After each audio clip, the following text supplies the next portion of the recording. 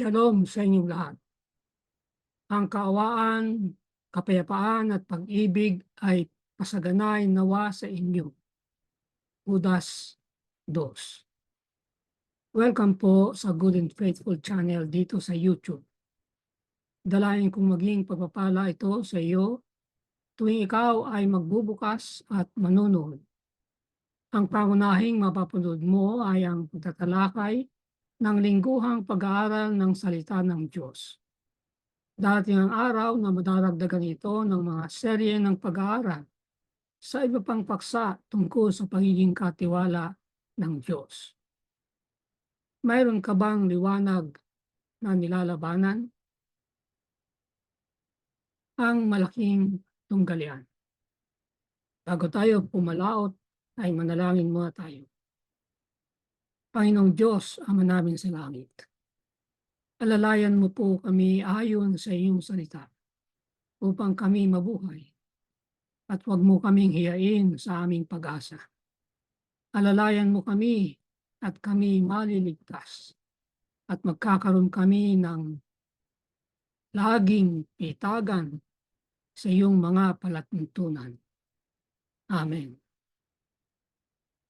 Ang ating dalangin ay mula sa awit 119, 116 at 117. Pang-apat na leksyon, manindigan para sa katotohanan. Ang ating susing talata 1, 3, 14 at 15. Kung paanong itinaas ni Moises sa ilang ang ahas, kailangan din namang itaas ang anak ng tao upang ang sinumang sumampalataya sa kanya ay magkaroon ng buhay na walang hanggan. Sa buong mga taon, ang mga lalaki at babae ay nahandang maranasan ang pagiging martir sa halip na isuko ang kanilang pananampalataya kay Kristo.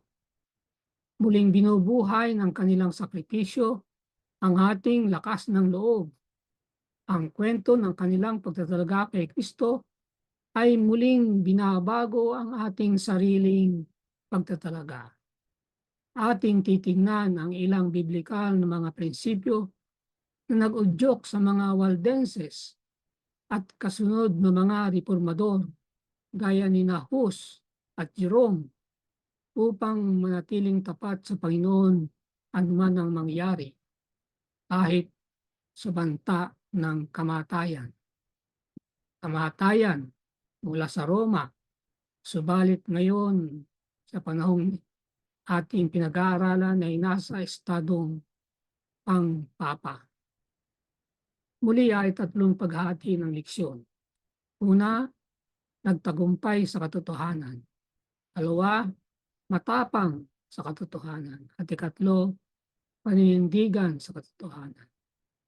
Sa una ay titingnan natin ang pagtatalakay na inusig ngunit nagtagumpay. Sa ikalaway, dalawang paksa. Pinawi ng liwanag ang kadiliman at tapang upang makatindig. Sa ikatlo'y dalawa rin. Tala sa umaga ng reformasyon at inaliw ng pag-asa.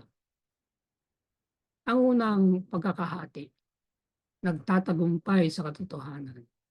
Daniel 7:21, habang ako'y nakatingin, ang sungay na ito ay nakipagdigma sa mga banal at nagtagumpay laban sa kanila. Napansin niyo ba sa ilustrasyon yung sungay, nag-iisang sungay at ang anino niya ay umabot sa krus. Inusig ngunit nagtagumpay. Madilim na yugto ng pang-papang pangingibabaw.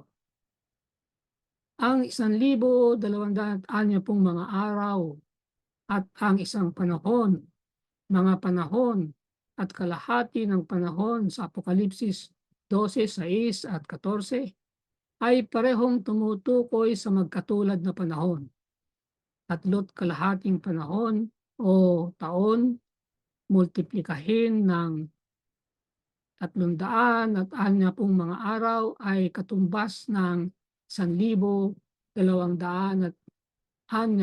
na mga araw. Ang propesiya sa Biblia ay madalas na nasusulat sa mga simbolo.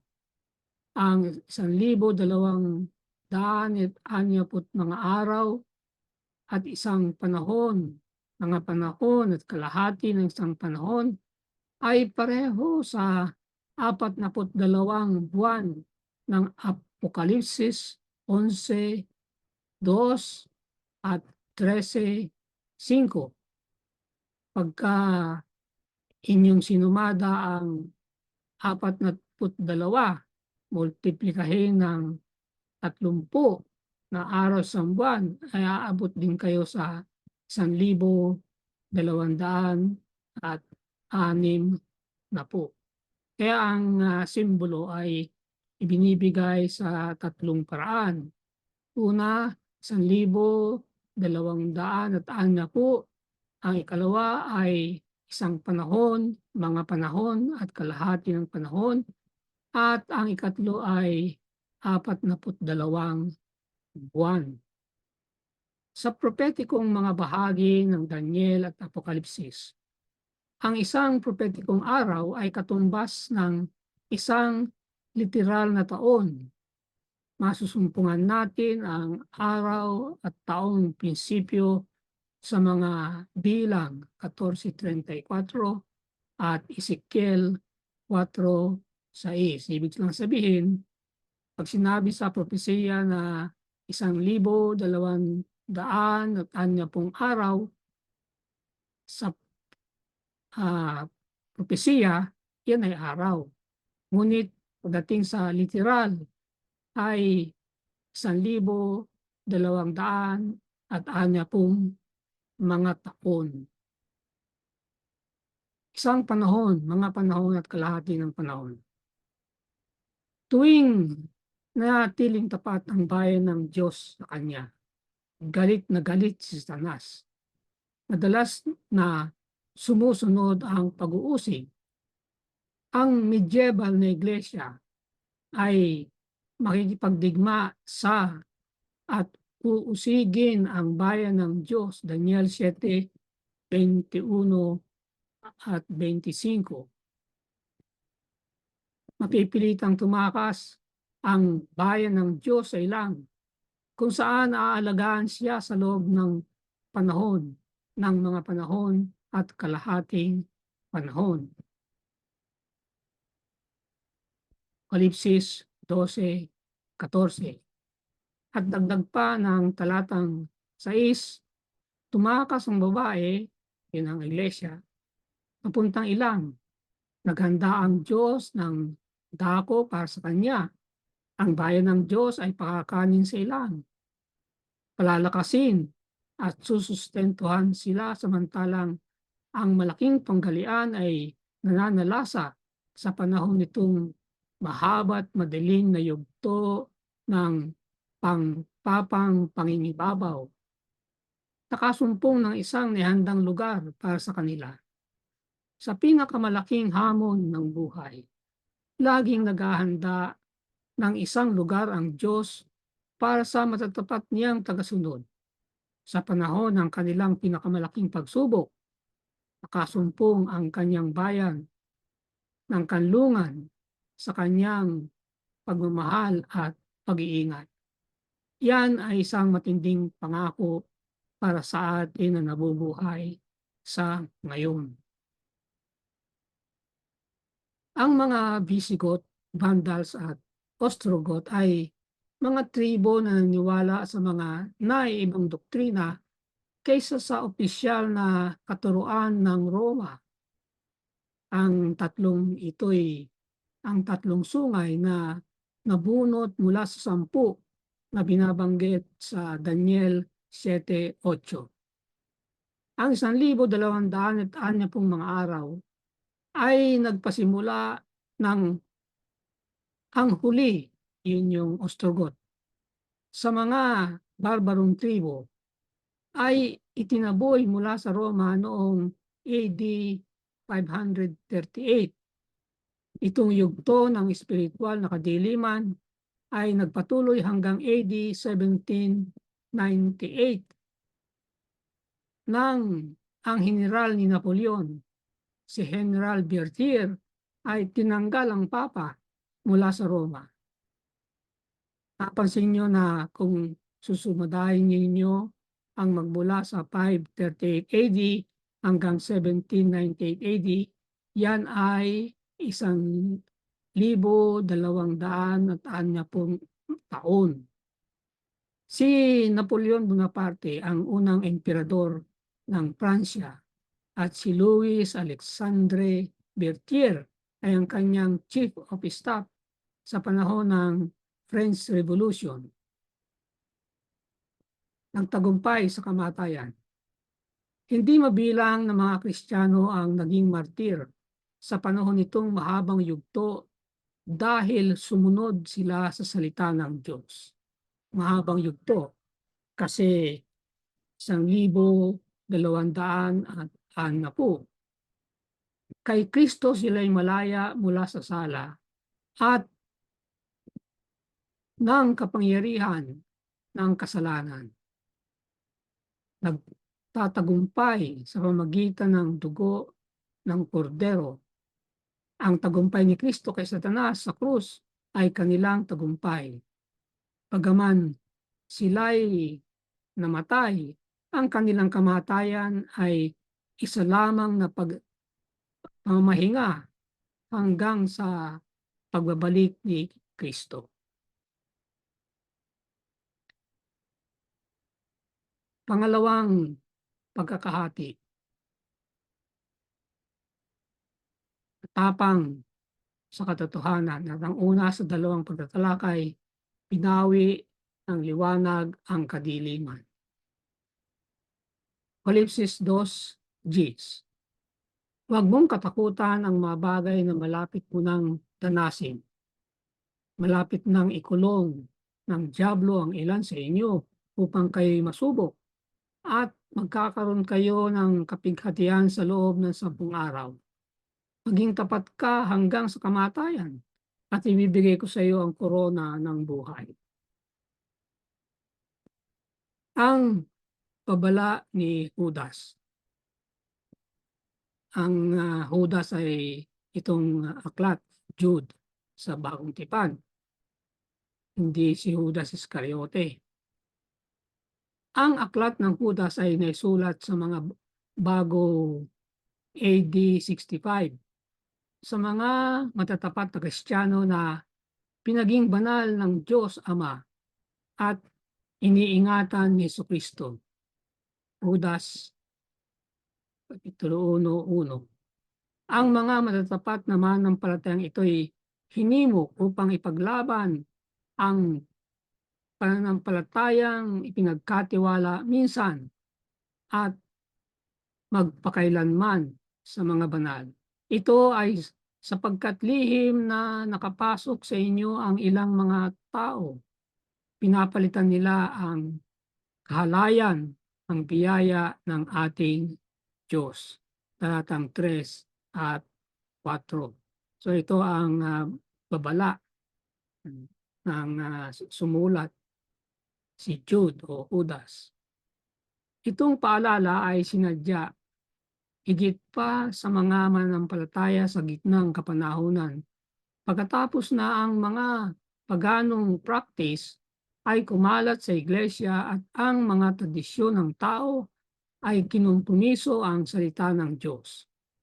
Sa maraming mga daang taon, ang mga tao gaya ng mga Waldenses ay tumindig bilang mga kampyon para sa katotohanan ng kasulatan. Naniwala sila na si Kristo lamang ang kanilang tagapamagitan at ang Biblia ang kanilang tanging pinanggalingan ng awtoridad. Ang mga pari ay kinuha ang gawain ng pamamagitan ni Kristo, ang korona ng buhay. Magtapat ka hanggang sa kamatayan at bibigyan kita ng korona ng buhay. Apocalipsis 2:10. Ang mga salitang ito ay sinulat sa iglesia ng Smyrna. Isa sa mga patrong Diyos ng lungsod ay si Dionysius, ang Diyos ng pagdiriwang at fertilidad.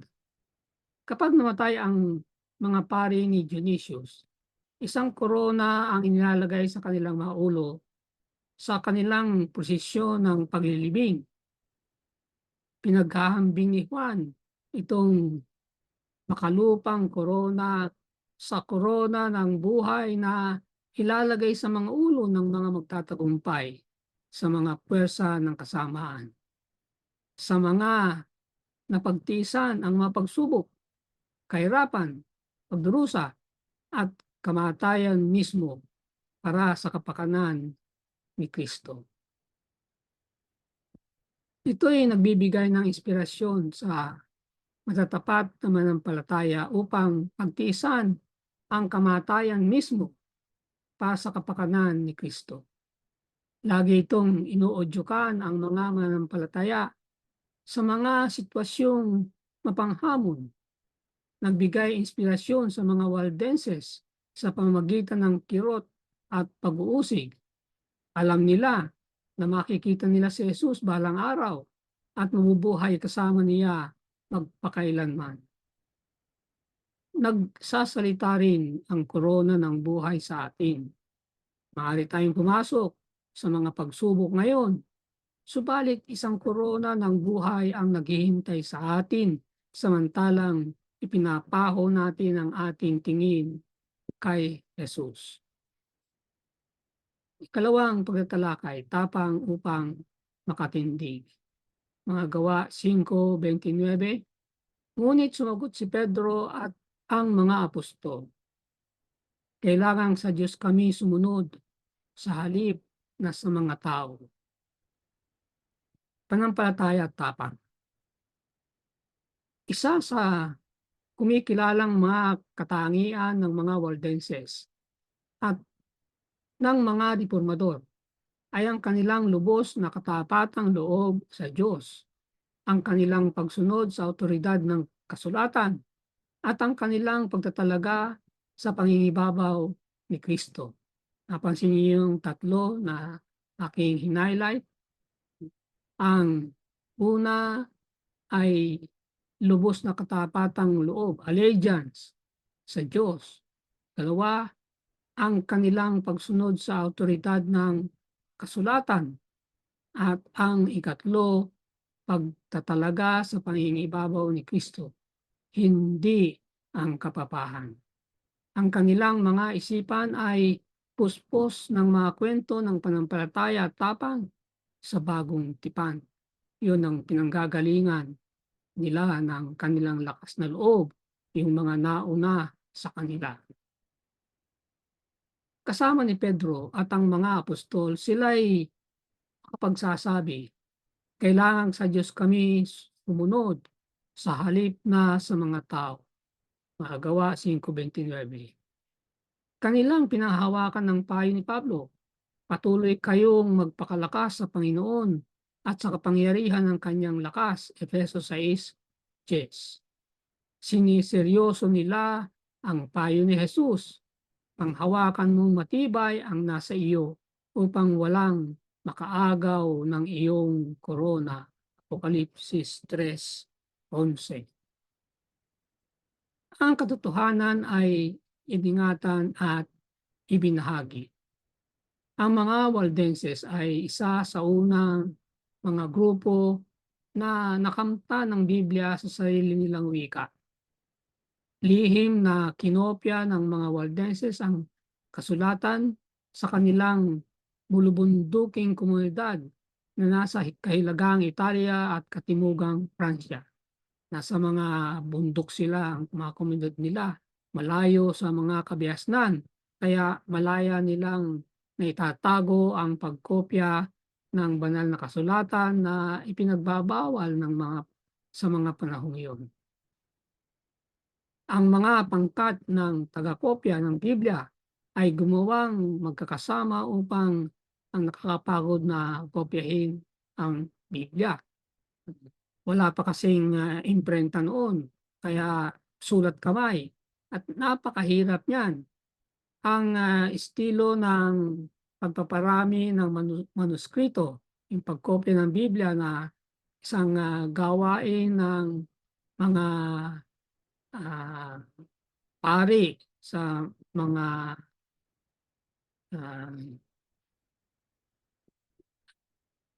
ay mahirap. Kinakailangan na ang kanilang pagkopya ay tama.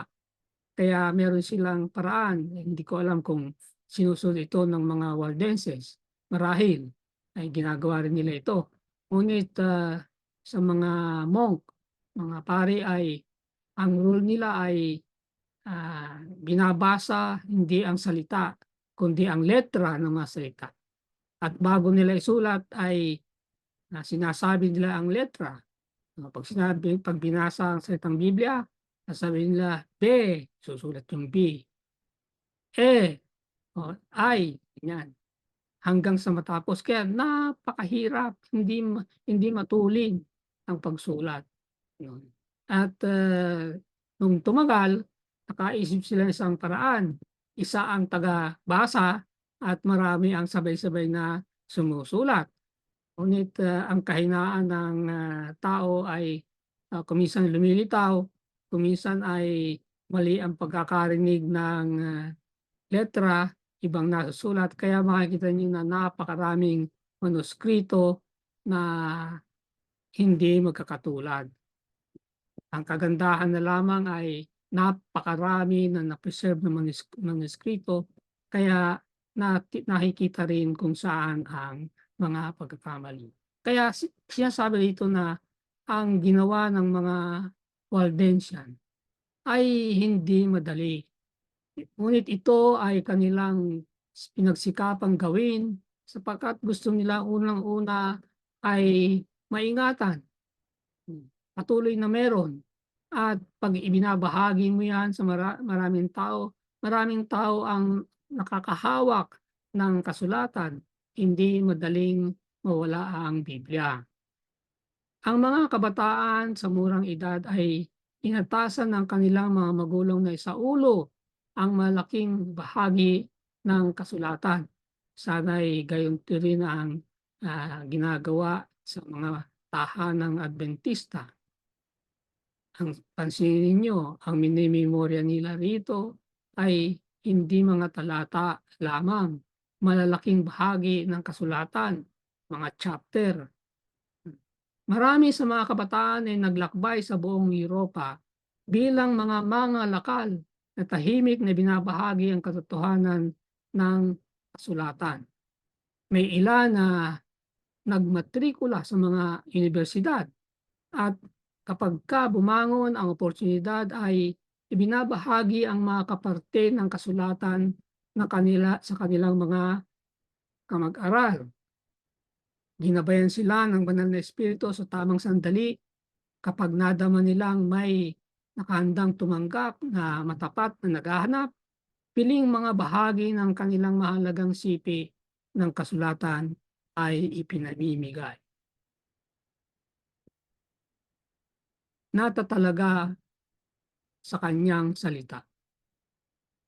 Bagaman ang mga Waldenses ay hindi naunawaan ang bawat katuruan ng Biblia ng buong linaw, kanilang iningatan ang katotohanan ng salita ng Diyos sa loob ng taon sa pamamagitan ng pagbabahagi nito sa iba. Kung ang araw ay biglang sisikat sa lahat nitong kaliwanagan, ito'y bubulag sa atin. Ano kaya pag umaga, madilim pa, ay biglang-biglang sisikat ng parang tanghali ang araw? Mahirapan ang tao. Kaya nga makita ninyo na ang pagsikat ng maga ay unti-unti nagliliwanag, patindi ng patindi hanggang sa magtanghaling tapat, hindi biglang-bigla. At yan ay isang ilustrasyon. Pagkatapos ng kadilimang bumalot sa mundo sa daan-daang taon. Hindi lang basta ilang taon, no? Centuries na nabalot ng kadiliman. Kaya nagbangon ang Diyos ng mga tao na natatalaga sa kanyang salita na nagpatuloy na magsaliksik ng higit pa. Pangatlong pagkakahati, panindigan sa katotohanan. Una sa dalawang pagtatalakay, ang tala ng umaga ng Reformasyon. Awit 119, talatang 162. Nagalak ako sa inyong salita na tulad ng isang taong nakatuklas ng malaking kayamanan. Ang ganda ng larawan, no? Tingnan niyo kung ikaw ay naghuhukay at bigla kang nakahukay ng isang malaking kahon na malaking yaman siyempre tuwang-tuwa ka. Ganyan ang paglalarawan. Ganun sana ang ating kagalakan kapagka nakasumpong tayo ng yaman sa binabasa natin sa banal na kasulatan. Ang kagalakan ng pag-aaral ng Biblia. Nagalak ang mga reformador sa salita ng Diyos. Natuwa sila sa paggawa ng kalooban ng Diyos. Minahal nila ang kanyang kautusan. Ang pag-aaral ng Biblia ay hindi isang matrabahong gawain. Hindi itong isang legalistikong practice na pag binasa mo ang Biblia ay sa pamamagitan ng pagbabasa, magkakaroon ka ng kaligtasan. Hindi naman ganoon.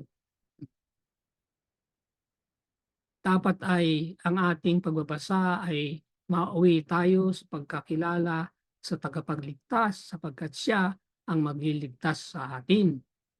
Hindi ito isang mahigpit na ipinagagawa. Samantalang pinag-aaralan nila ang mga kasulatan. Sila'y nabagong anyo sa kapangyarihan ng banal na espiritu. Nandun ang susi.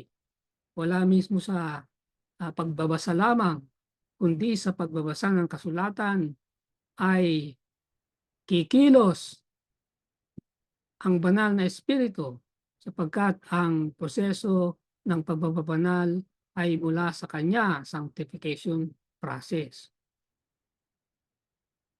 Ang halimbawa ni John Wycliffe. Ang karakter ni Wycliffe ay isang patotoo sa nagtuturo at nagpapabagong anyong kapangyarihan ng banal na kasulatan. Siya ang halimbawa ng sinabi natin kanina. Ito'y ang Biblia na gumagawa sa kanya kung ano siya. Ang pagsisikap upang maunawaan ang dakilang mga katotohanan ng kapahayagan ay nagbibigay ng pagiging bago at masigla sa lahat ng mga kakayahan. Pinalalawak nito ang isip, pinatatalim ang pangunawa, at pinahihinog ang kapasyahan. Ang pag-aaral ng Biblia ay pararangalin ang bawat isipan, damdamin at hangarin na hindi magagawa ng ibang pag-aaral.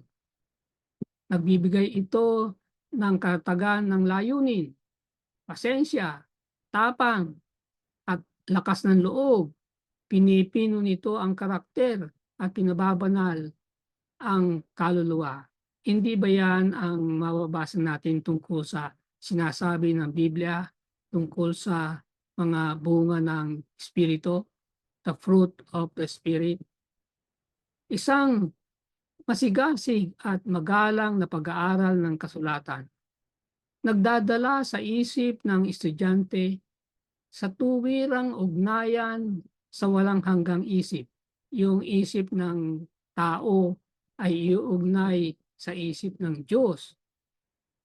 Ay magbibigay sa daigdig ng isang taong mas malakas at mas aktibong talino, pati rin ang mas marangal na prinsipyo.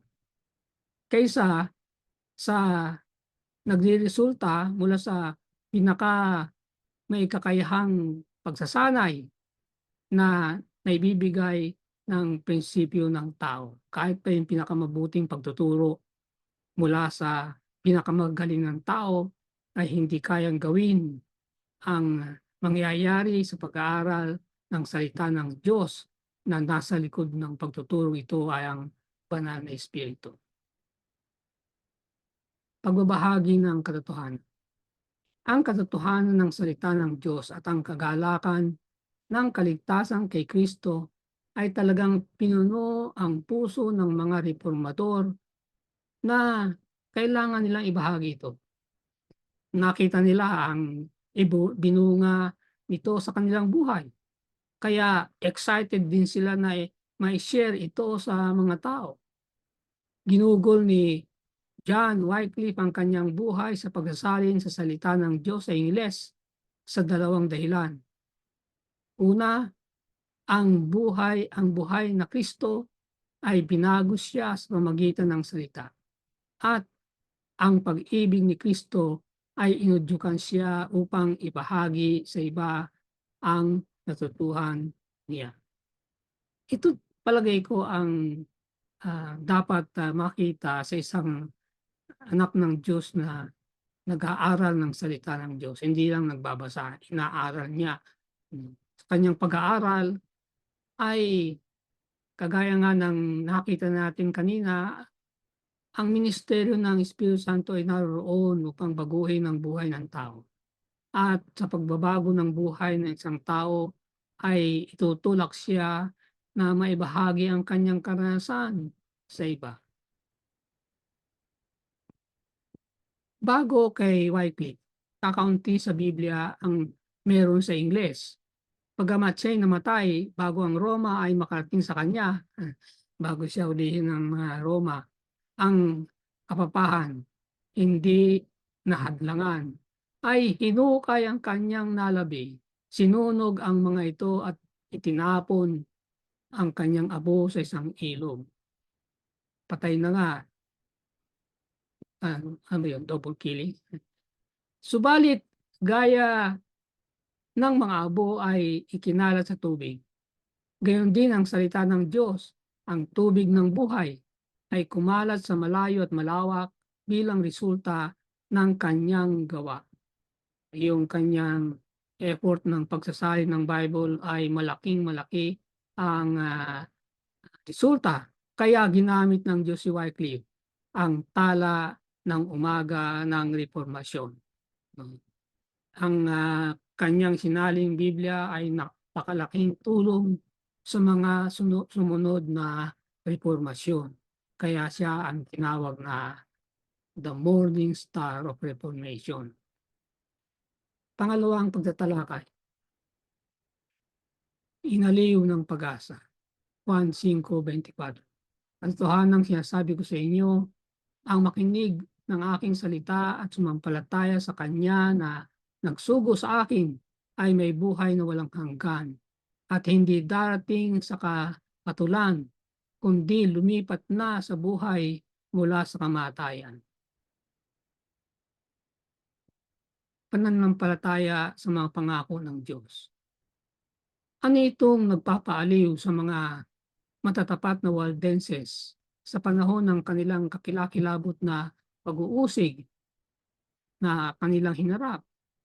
Ano ang nagbigay ng tapang kina Hus at Jerome, at Tyndale at Latimer at ang mga martir ng gitnang kapanahunan upang harapin ang mga apoy at ang tabak? Ano yun? Ito ang panampalataya sa mga pangako ng Diyos. Pinaniwalaan nila ang mga pangako ni Kristo, sapagkat ako'y nabubuhay, ay mabubuhay din kayo.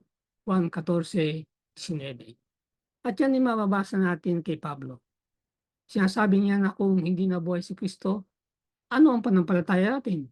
Wala. Anong pag-asa natin na mayroong buhay na walang hanggan? Wala. Kaya ito ang naging battle cry ng mga Kristiyano nung kapanahunan nila. Matapos na ibuhos ang unang ulan, 'no, sa panahon ng Pentekostes, humayo sila, sinisigaw ang muling pagkabuhay ng kanilang Panginoon. Nasusumpungan nila ang kany ka kaniyang kalakasan na sapat para sa pinakamalaking pagsubok ng buhay. Nasumpungan pa nga nila ang kagalakan sa pamagitan ng pakikisama kay Kristo sa kaniyang mga pagdurusa. At ang kanilang katapatan ay isang makapangyarihang saksi sa sanlibutan. Tumingin sila lagpas sa maaaring mangyari. Nalalaman nila na sa pamagitan ng muling pagkabuhay ni Kristo, ang kamatayan ay isang talunang kaaway para sa mga matatapang na lalaki at babaeng ito. Ang pagkainis ng kamatayan ay napawi. Di ba? "O death, where is your sting?" Sabi ng kasulatan. Kumapit sila sa mga pangako ng salita ng Diyos at nagwagi. Ang patotoo ni John Huss. Hindi titinag si John Huss sa harap ng pagkabilanggo, kawalang katarungan, ang kamatayan mismo. Siya'y nanghina sa bilangguan ng ilang buwan. Ang malamig at mamamasamasang katayuan ay nagdala ng isang lagnat na muntik nang tumapos sa kanyang buhay. Gayunman, ang biyaya ng Diyos ay nagpanatili sa kanya. Sa panahon ng malinggo ng pagdurusa na dumaan bago ang kanyang pangwakas na hatol, ang kapayapaan ng langit ay pinuno ang kanyang kaluluwa.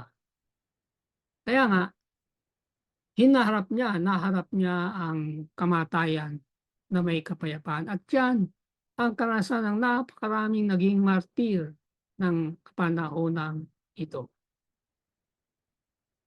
Ito ang sabi niya, ang patotoo niya.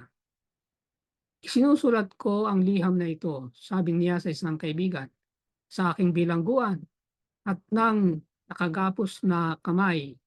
Inaasahan ang hatol ng kamatayan sa akin bukas. Kapag kasama ang tulong ni Jesucristo, tayo'y magkikitang muli sa masarap na kapayapaan ng buhay sa hinaharap. Malalaman mo kung gaanong awa ang pinakita sa akin mismo ng Diyos. Paanong buong bisang sinuportahan niya ako sa gitna ng mga tukso at pagsubok. Panghawakan natin ang matatag ang mga pagpapahayag ng ating pag-asa ng walang pag-alinlangan, sapagkat siya na nangako ay tapat." Hebreo 10:23. Kaya na ang mga pangako ng Diyos ay sumustina sa kanyang bayan sa nakaraan, kapanahunan, gayon din susustinahan tayo ngayon ng mga ito.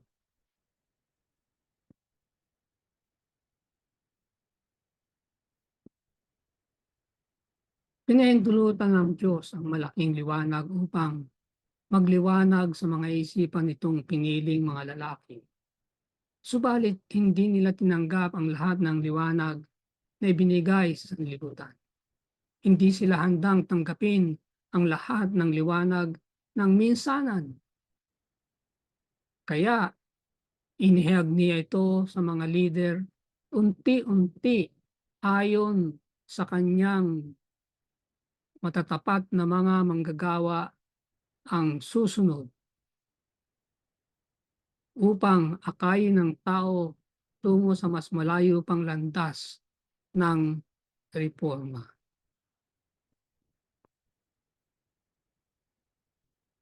Ang dalangin ko para sa iyo. Sa ngalan ng Panginoong Hesus, na ikaw ay laging bukas sa liwanag mula sa salita ng Diyos, na handang lumakad ayon dito sa pamagitan ng kapangyarihan ng banal na Espiritu. Sa gayon ay laging handa para sa susunod na liwanag mula sa Diyos. Amen. Sumainyo ang Good and Faithful channel dito sa YouTube. Ako'y patuloy nagpapasalamat sa mga taong tumutulong upang mangyari ito at makarating ito sa kaalaman ng marami pa. Palain nawa sila ng Diyos. Malaki ang iyong magiging bahagi sa ministeryo ito kung ikaw ay magsusubscribe kung hindi pa. At kung naging pagpapala ito sa iyo ay mag-share at mag-like. I-click na rin ang notification bell upang kaagad na malaman ang kapag merong bagong video. Ang PowerPoint presentation na may download mo rin mula sa aking Facebook account.